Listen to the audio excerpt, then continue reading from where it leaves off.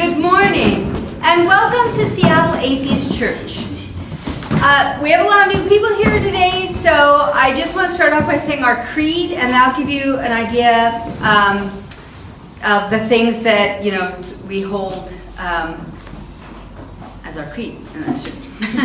So Seattle Atheist Church was founded on the principles of scientific naturalism and secular ethics. Truth claims are attempted here, and we stand ready to revise our thinking in light of new information. We attempt to be excellent to all conscious beings, and we believe in good because good works in non-mysterious ways. If that sounds about right to you, then you are probably in the right church. And the way that we do it is that the members ourselves give the talks. So if you're new here, know that a wide variety of things are talked about, and it's decided by the members ourselves, and we get into a circle and we discuss it. The discussion part is as much a part of what it is to do church as it is to listen to the talk. So I also want to remind you that next Friday is the movie night, and we are scheduled to see Gattaca. So if you would like to come, please sign up. The space is limited, but we want to know that you're coming so we can send you the directions and all that kind of stuff. Okay, so, and also, if you'd like to support the church financially, you can do it either online at seattleatheist.church, or there's a bucket in the back. You can drop some money if you'd like to do that. And board games? Next Sunday. And next Sunday after church, we're going to have board games at the Wayward Coffee House. So please join us. Which is where? It is on 65th and Roosevelt. And please note it's the Wayward Coffee House, because there's another place that is not the coffee house with a very similar sounding name. But the email and the website listing will have the specific address. So if you're signed up, you'll get that. And if you just go to the website, you can see it too. All right, thanks. And if you come to church and you need a ride over there, there will be people going over there, and you'll find the spot.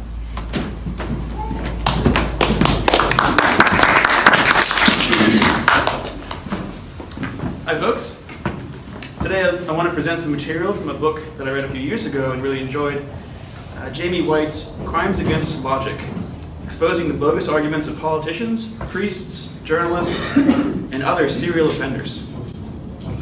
Jamie Whyte is a former lecturer of philosophy at Cambridge University. He's from New Zealand, and at the time of the book's writing, which is 2004, he lived and worked in London, according to the About the Author section.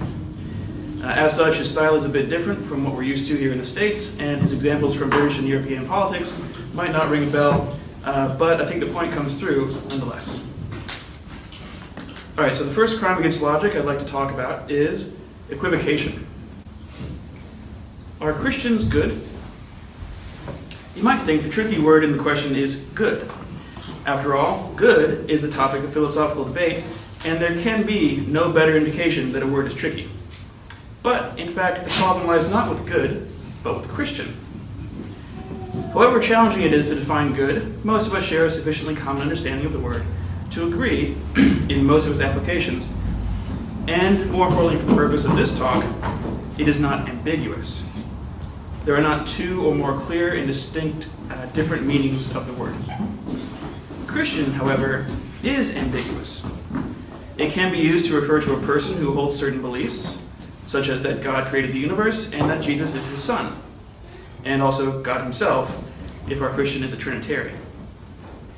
If this is how Christian is understood, then the question, are Christians good, is an interesting one. They might be, or they might not. To find the answer, we'll have to look for evidence, such as perhaps a lower average proportion of Christians in prison, or higher than average donations to charity, or some other such fact. There's another common use of Christian, however, on which our question is not in the least interesting, namely the sense in which Christian just means good. This is employed whenever people describe immoral acts as unchristian, or when Father Ted's congregation responds to the revelation of his pederasty by declaring that he is not a real Christian after all. If someone qualifies as a Christian only if he is good, then of course Christians are good. It's true by definition. On this interpretation, it is an open question whether those who believe in the divinity of Jesus tend to be Christians. This ambiguity is harmless, provided that we keep clear about which meaning we're using. Trouble comes when we slip between the two meanings, since the validity of our argument requires us to keep to just one meaning. That is, trouble comes when we equivocate. Suppose, for example, that Jack recommends Christianity to Jill, on the ground that it is the path to virtue. Jill expresses some doubt about this, pointing out that most mafia assassins are Christians. Jack responds that Guido cannot be counted as a Christian. No Christian would have whacked the Don's nephew. Jack has equivocated.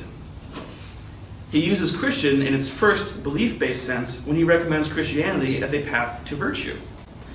Then he employs its other sense, on which it is definitionally true that Christians are good, to eliminate an irritating counterexample.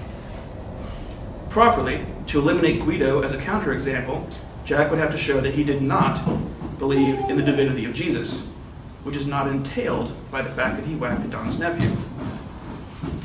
If Jill points this out, Jack is likely to protest that Christianity is more than mere belief in the divinity of Jesus.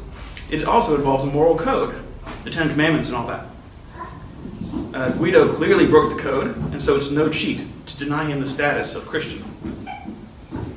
Alas, Jack has now changed the definition of Christian again. Now it requires believing in the divinity of Jesus and being virtuous, assuming the Christian moral code is indeed virtuous. And this makes Jack's advice worthless. On this interpretation of Christian, telling someone who seeks a path to virtue that she should be a Christian is no better than telling someone who seeks a third leg that he should be a tripod. Jack cannot have it both ways. Either he is making an interesting claim about a means to an end, or he is simply defining that end. If the former, then he will have to deliver evidence for his claim. If the latter, then, though he may have eliminated the possibility of wicked Christians, he will have rendered Christianity a badge of honor for those who attain virtue and not a path to it. Either way, Jack must pick one interpretation of Christian and stick to it. Jack's equivocation on Christian is a trick for evading refutation, but ambiguity can be used for other purposes as well. We all know that boys will be boys. This saying takes advantage of two senses of boy to make what superficially looks like a tautology into an informative statement. Boys, human males under a certain age, will be boys, unruly brats who cause endless trouble for everyone around them. More often, however, ambiguity is used to move, without the help of any supporting argument, from a plain factual claim to one laden with moral evaluation. Two examples will illustrate the trick, one from the British Labour government and another from their former guiding light, Karl Marx. Shortly after coming to power in 1997, this book was published in 2004, the new Labour government announced the shocking fact that 35% of British children live in poverty. In a country as wealthy as Britain, how can this be? Something must be done. Economic policy must change. Some people will believe anything bad, but this one really stretched credulity. The poorest in Britain are the unemployed. They receive free housing, free medical care, free education for their children, and small cash sums to pay for food, clothing, and transportation. Most of the poorest in Britain own or rent telephones, television sets, refrigerators, ovens, stereos, and even cars. The idea that 35% of British children live in poverty is literally incredible. Then it emerged that when the government said poverty, they meant something quite particular. When you hear of poverty, you may have images of families struggling to feed themselves, wearing worn-out clothes, and living in ramshackle and dangerous buildings, unable to send their children to school, or have their medical problems treated by a doctor. But this is a rather old-fashioned view, and not at all the way a modern political movement like New Labour would approach the issue. No, when New Labour says that someone is a pauper, they mean that their household income is less than 60% of the national median household income. 35% of children live in poverty because they live in households whose income is less than 60% of the national median. The Labour government does not define poverty the way the rest of us do. If that's not already clear, Consider the fact that a policy that reduced your income could lift you from poverty, provided that it reduced the median income more. Equally, no increase in the incomes of the poor could lift them from poverty at all unless accompanied by a lesser percentage increase in the median income. Since 1979, the real incomes of all income deciles in Britain, the poorest 10% to the richest 10%, have increased. But the proportion living in poverty, labor style, has increased as well because the difference between the low and the middle incomes has increased. Labor has introduced a new classification into the policy discussion, namely household income less than 60% of the national median.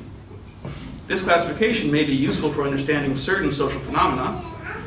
Perhaps this group suffers from peculiarly high rates of criminality or domestic violence, regardless of absolute income levels. But it's simply misleading to use the term poverty for this classification. Poverty already has a perfectly well understood and quite different meaning. The advantage to labor in using the term is that poverty, as commonly understood, has powerful evaluative associations that lead us all to the conclusion that something must be done. Tell me plainly that 35% of British children live in households with incomes less than 60% of the national median, and I'm not at all sure that something must be done. Especially if the absolute wealth of these families delivers adequate welfare and opportunity. To get from this statistical observation to the conclusion that policy must be changed requires considerable argument. But argument is irksome and made unnecessary by simply labeling our statistical classification poverty.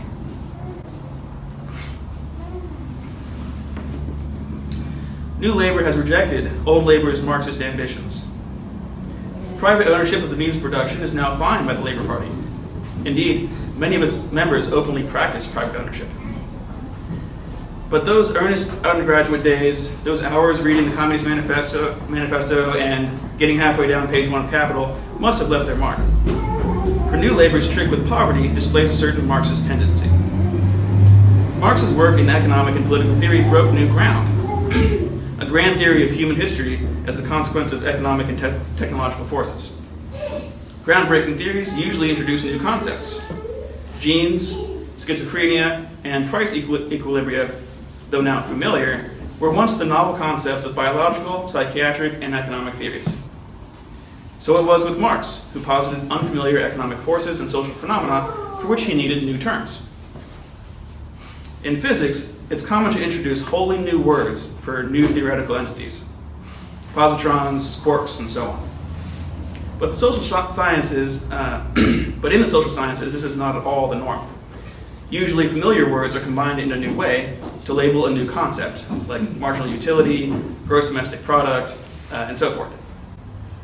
This is what Marx did, except instead of employing the normally tedious language of the social sciences, he went for a little excitement. His theoretical concepts get names like exploitation and alienation. For example, in a capitalist system, business owners typically pay their workers less than they receive from selling what the workers produce, since otherwise they won't make a profit. Marx calls this phenomenon the exploitation of the workers. Words like exploitation and alienation in ordinary use have strong negative connotations.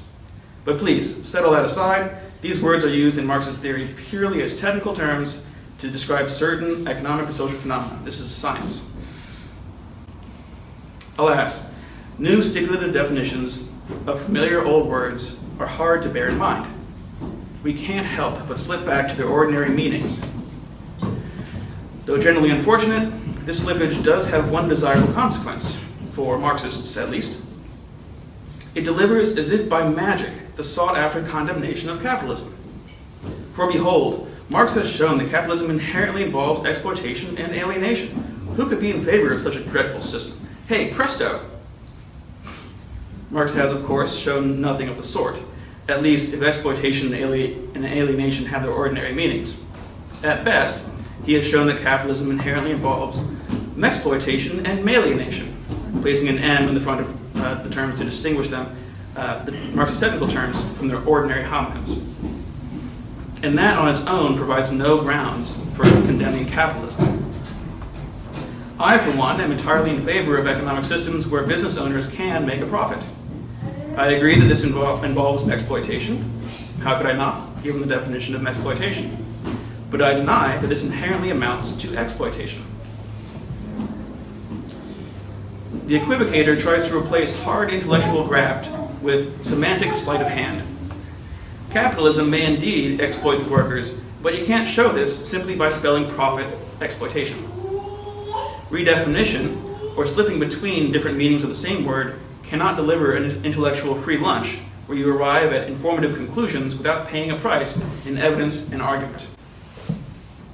And if it won't solve your intellectual problems, it certainly won't solve any practical problems. But playing with words is much easier than tackling reality, and often overwhelmingly seductive for tired policymakers. The last conservative government of Britain believed the country would benefit from having a better educated population. In particular, they wanted more university-educated citizens. Never mind why they wanted this, let us simply accept it as their goal. The problem lay in achieving it. Significantly increasing the number of university graduates would require a great increase in the capacity of Britain's university system. More universities, or at least more places than existing universities. This must have been a daunting prospect, both expensive and slow, since it takes many years to train new university lecturers. Then the eureka moment. I don't know if some erstwhile Marxist had somehow slipped into John Major's administration, or whether it was just blind brilliance. But someone hit upon the idea, let's call technical colleges universities. Amazing! Dozens of new universities at a stroke and hardly a penny spent. And so it was that during the 1990s, the number of universities in Britain almost doubled. The problem with this policy is it has no effect whatsoever on the amount or quality of education going on in the country. So it cannot deliver what was wanted, namely, a better educated population. It delivers only more people with the badge of a university education. It's the same mistake as thinking you can make everyone rich by devaluing your currency. You can't change the world just by describing it differently or replacing nasty old words with nice new ones. If your shithouse stinks, you won't make it smell any better by calling it a public convenience. You need to clean it. Euphemisms usually create no serious problems. They display a certain squeamishness, but we still know what's meant. Equivocation, however, as illustrated by the Christian and other examples, is a serious intellectual aberration. Whether committed knowingly or by accident, it's a kind of cheat. And now I'd like to talk about something you've all probably heard of, the alleged right to your opinion. Know your rights. So we are advised by all sorts of well-meaners. How many British citizens are aware, for example, that they have a right to a good night's sleep?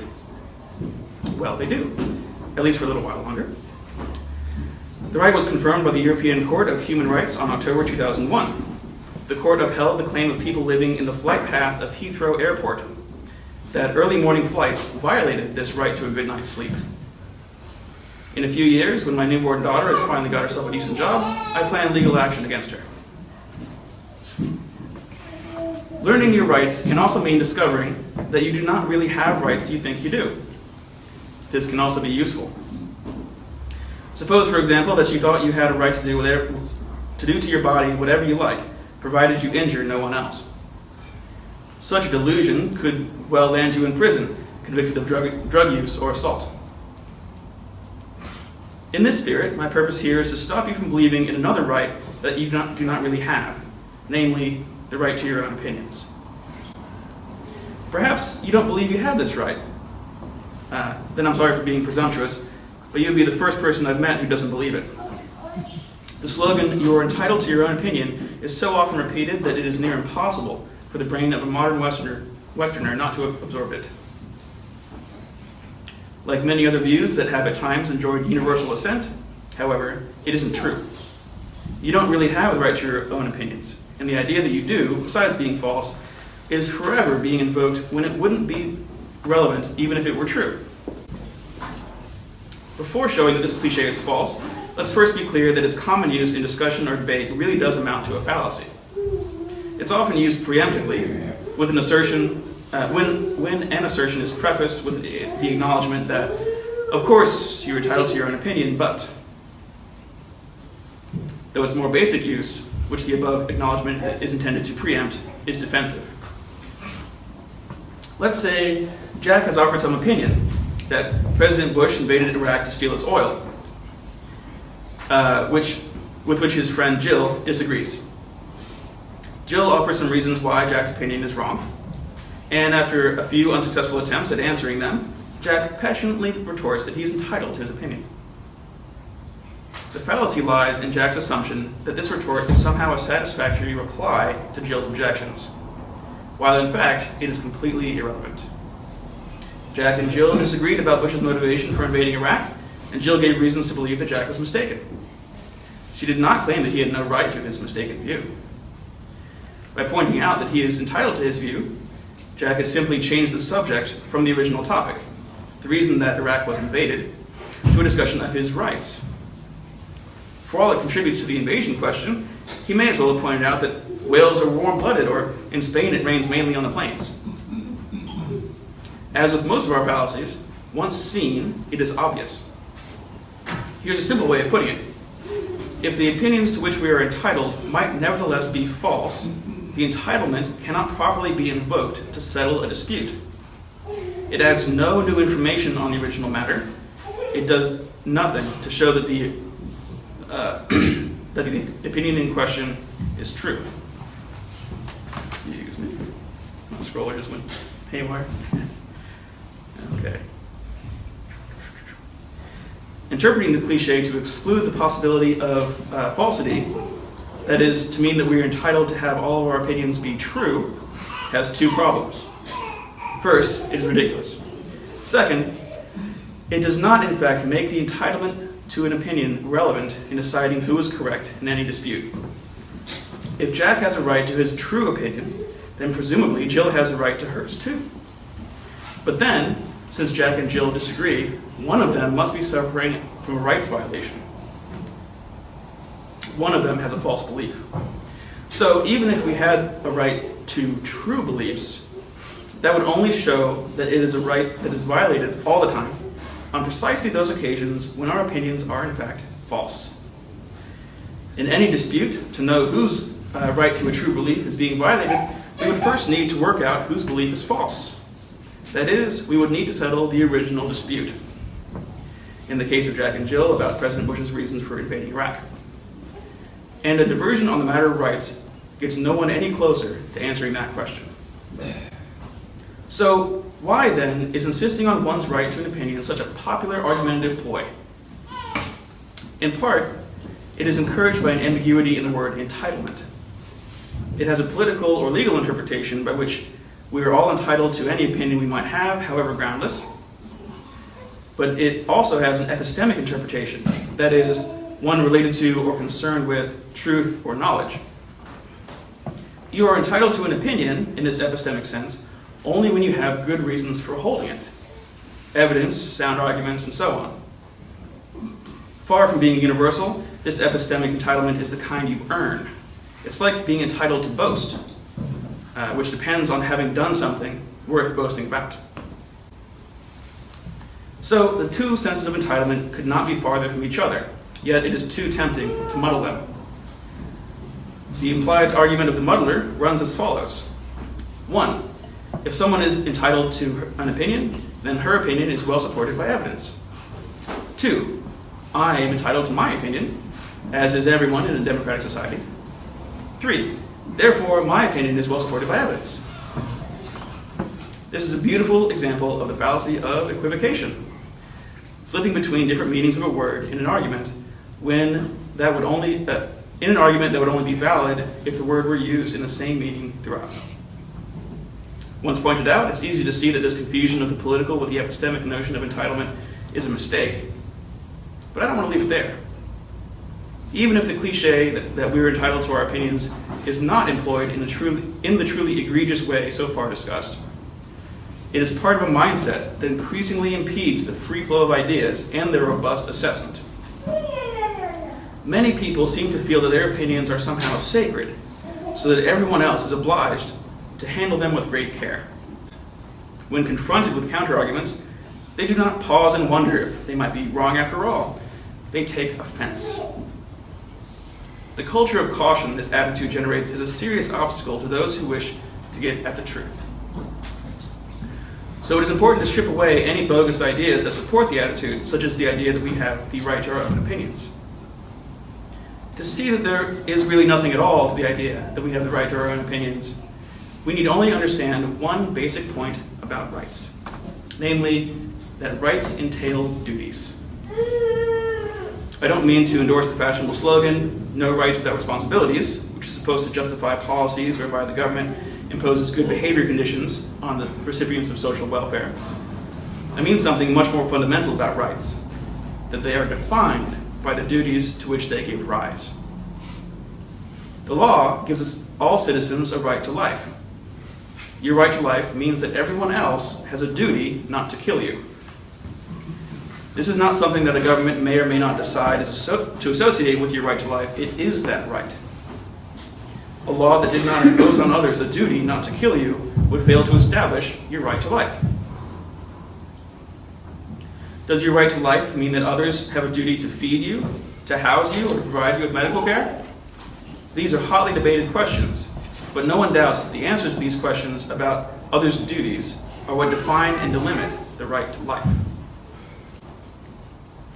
So when anyone claims a right, first ask, which duties does this right impose on others? That will tell you what the right is supposed to be. And it also provides a good test for whether there is or should be any such right. It will often be clear that no one really has the implied duties, or that it would be preposterous to claim that they should. What then are the duties that the right to your opinions might entail? What am I obliged to do to respect this right? Let's start with the boldest possible demands and work down to the more humble. Does your right to your opinion oblige me to agree with you? No.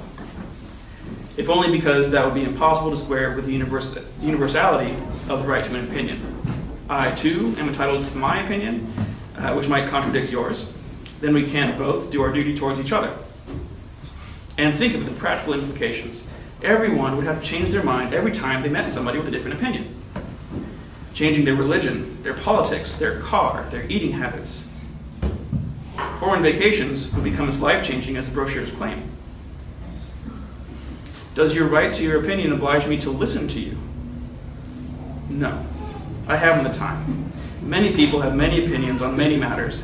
You cannot walk through the West End of London without hearing some enthusiast declaring his opinions on our Savior Jesus, or on the Zionist conspiracy, or some other topic of pressing concern.